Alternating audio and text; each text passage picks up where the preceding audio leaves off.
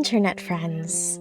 If you've been following me in my retro gaming journey thus far, then you will understand why, when I received these shiny Miyoo Mini Plus buttons from LitNXT, I just had to shelve the other two videos I've been working on to make this one. I am obsessed with cute pink things, and I'm always lamenting the fact that there is a regrettable lack of pink handhelds in the current market. As a result, I've been steadily acquiring original Nintendo handhelds to mod so that I can have a fleet of pink devices to play my favorite retro games on. But I've got to say that after spending a lot of time on all of them, the one I prefer the most, just for sheer ease of use and portability, has still got to be the Miyoo Mini Plus. The Plus doesn't come in pink, but it does come in a very pink-leaning, transparent purple, which is almost just as gorgeous. I just needed to get my hands on the right button mods to make my cozy pink dreams come true, since I'm not quite brave enough to paint my shell just yet. I started with these hot pink galaxy buttons from Sakura Retro Modding, and they're beautiful. They aren't quite the pink I envisioned in my head though, and Sakura Retro Modding doesn't sell matching colored D-pads or other menu buttons for the Plus. I opted for these clear custom buttons from Cloud Life 6 on Etsy to round out the build, and it was okay. I think they matched the aesthetic I was going for more than the original buttons on the purple Miyoo Mini Plus, but it still wasn't quite ideal for me. And then I saw TechDweeb's BMO video. You should check it out if you haven't already, because it is just so delightful.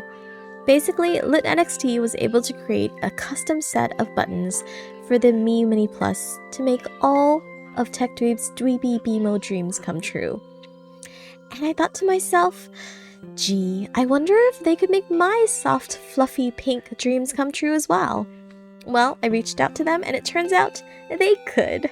So thank you so much, LitNXT, for sending out these custom Miyoo Mini Plus buttons for me to review. In case anyone is wondering what the specifications are for the colors, I just asked them for a Sakura pink, and boy, did they deliver. So let's take a closer look at these buttons. As you can see, they are the perfect, soft, fluffy shade of pink that I've been dreaming of, and I'm very happy with them. They are a really nice shape that's very similar to the original Miyoo Mini buttons, and all of the ones that aren't face buttons have this lovely frosted texture to them. These look like they've been poured in multiple layers, so that the color is underneath a clear coating. It gives the buttons a very crystallized look, which I of course adore.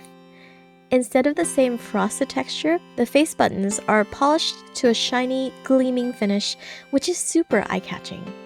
The build quality is really good on these, and I had no problems installing them on my device.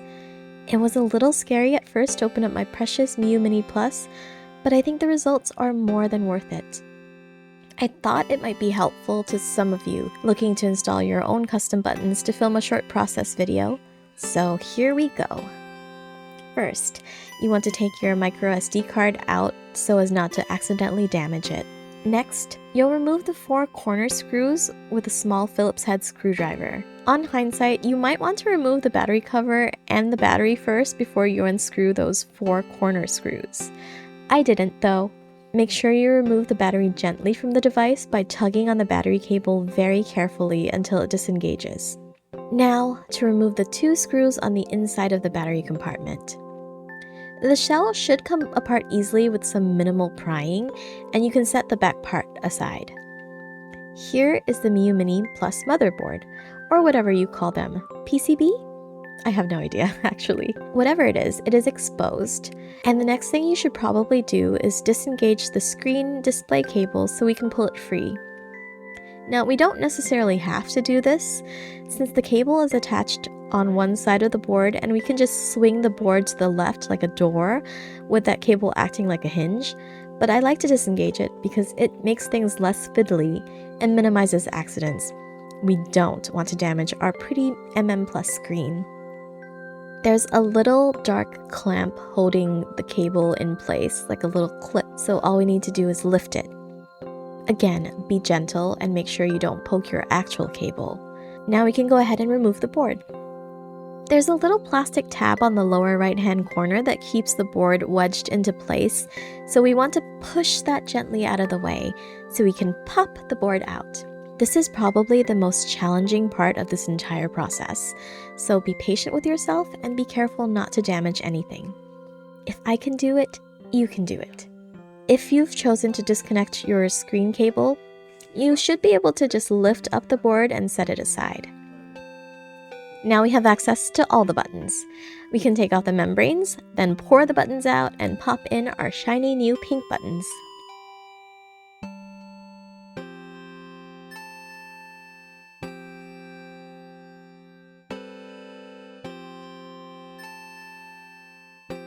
There we go. Everything is in its place. Membranes go carefully back on. Make sure the black pads are on top like that. Then go ahead and put the board back on top. Before you snap it into place again, connect your cable back up. You just have to slide it back in and flip the clip down again. Then snap the board down until it's past that little plastic tab, and we're good to go. At this point, I usually check to make sure all the buttons feel good to press.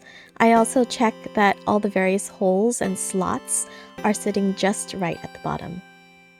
Now, we want to slide in the power button on top. Make sure it's facing the right way and there's some response when you press on it. Do the same thing with the volume button. This may be a bit fiddly. I dropped it a lot, but eventually you will manage just like I did.